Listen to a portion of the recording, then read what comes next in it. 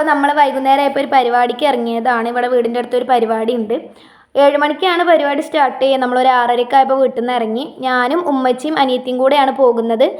നമ്മൾ ഇറങ്ങിയ തന്നെ ഒരു ചെറിയ മഴയും കാര്യങ്ങളൊക്കെ ഉണ്ട് കേട്ടോ. എന്നാലും നമ്മൾ അതൊന്നും മൈൻഡാക്കി നമ്മൾ പോയി. അപ്പോൾ ഇവിടെ വീടിൻ്റെ അടുത്ത് തന്നെയുള്ള TK ഗാർഡൻ എന്ന് പറഞ്ഞ സ്ഥലത്ത് വെച്ചിട്ടാണ് പരിപാടിയും കാര്യങ്ങളൊക്കെ നടക്കുന്നത്. അപ്പോൾ നമ്മൾ ചെന്നപ്പോൾ ആൾക്കാർ വന്ന് തുടങ്ങിയിട്ടുള്ളൂ കേട്ടോ.